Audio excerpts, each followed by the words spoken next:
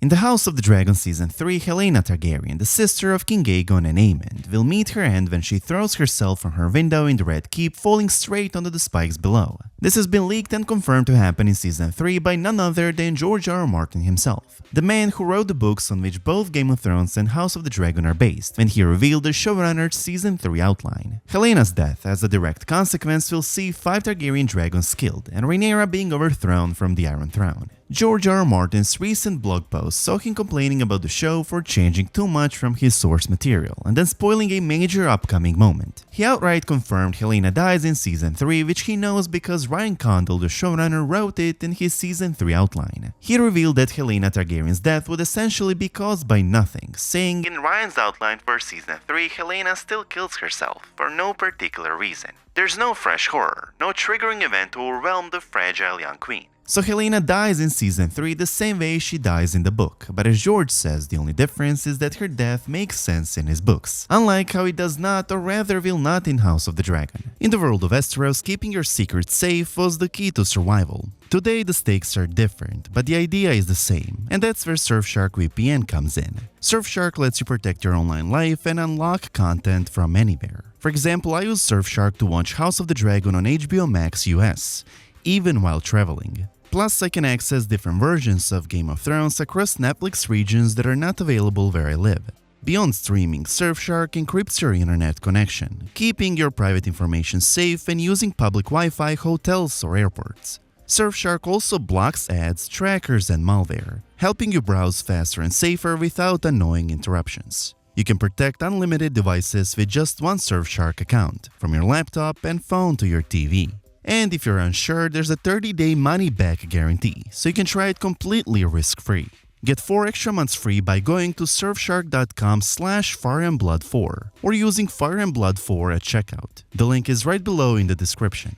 In the book, the impact of the Blood and Cheese event on Helaena is much greater, and the event itself is much more traumatizing, to the point that Helaena is never the same afterward. Helaena is forced to choose which one of her sons would die. She offers herself, but is refused. The two men then force Helaena to make a decision, which of her 2 sons would die, Jaehaerys or Maelor. In the end, Helaena reluctantly names her youngest child Prince Maelor, who she deems too young to understand what is happening. In response, the 2 men kill Prince Jaehaerys instead, while she is forced to watch.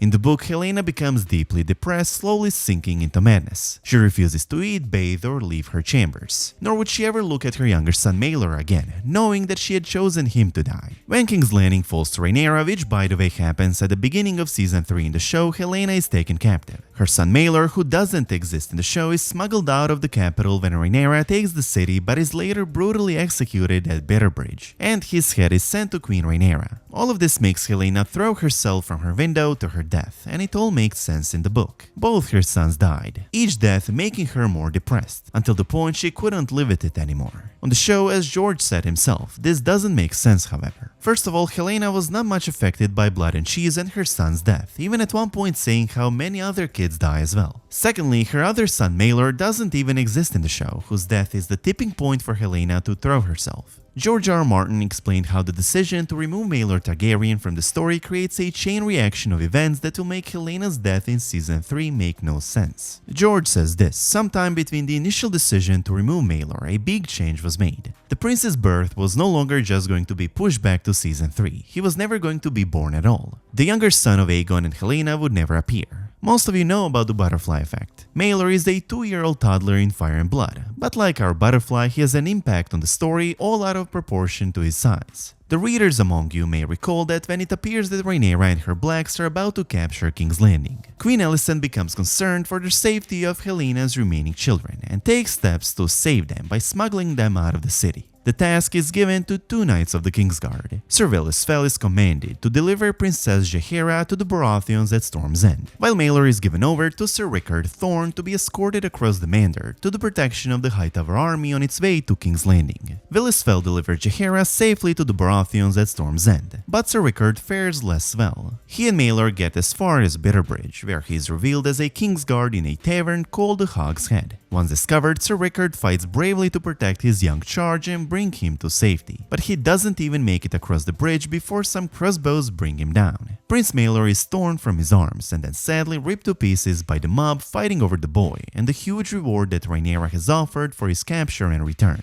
I have no idea what Ryan has planned, if indeed he has planned anything. The butterflies are not done with us yet, however. In the book, when word of Prince Maelor's death and the grisly manner of his passing reaches the Red Keep, that proves to be the thing that drives Queen Helaena to suicide. She could barely stand to look at Maelor, knowing that she chose him to die. And now he is dead in truth, her words having come true. The grief and guilt are too much for her to bear. In Ryan's outline for Season 3, Helaena still kills herself for no particular reason. There is no fresh horror, no triggering event to overwhelm the fragile young queen. And the final butterfly follows soon thereafter. Queen Helaena, a sweet and gentle soul, is much beloved by the small folk of King's Landing. Rhaenyra wasn't, so when rumors began to rise that Helaena did not kill herself, but rather was killed at Rhaenyra's command, the commons are quick to believe them. That night King's Landing rose in bloody riot, as written on page 506 of Fire and Blood.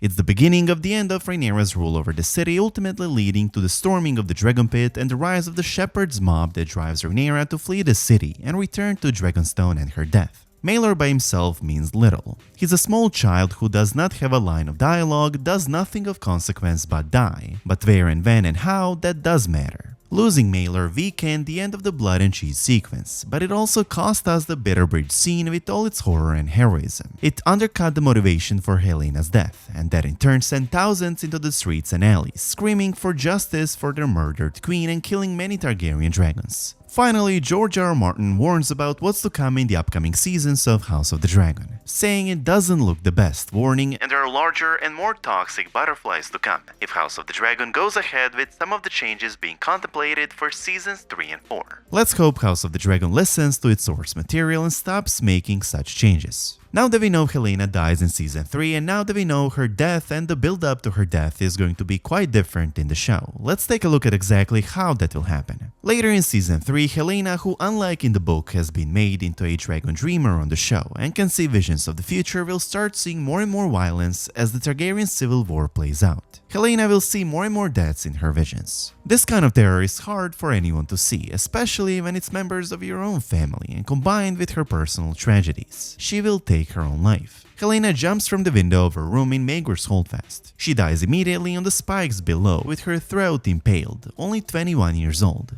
At the moment of Helena's death, her dragon Dreamfyre suddenly rises, snaps 2 of her chains, and roars loud enough to shake the Dragonpit. What happens next in Season 3 at this point is that false rumors start to spread across King's Landing that Rhaenyra ordered Helena's death, and she was pushed on her orders. This then causes huge riots and leads to a mob attacking and overwhelming the Dragonpit where many of the Targaryen dragons are residing, resulting in the deaths of several dragons. It also leads to the mob overthrowing Rhaenyra from the Iron Throne. Days prior, a man known as the Shepherd begins preaching against the Targaryens and their dragons, claiming that only by cleansing King's Landing of dragons and their masters could the Seven Kingdoms avoid a doom similar to that of Valyria. That night, the small folk of King's Landing begin to tell each other that Helaena has been killed and place the blame at the feet of Queen Rhaenyra, insisting she has killed Helaena because Prince Daemon Targaryen and the Hightower army would soon be at the gates. It's Larry Strong who spreads this false rumor so he and Aegon can return to King's Landing.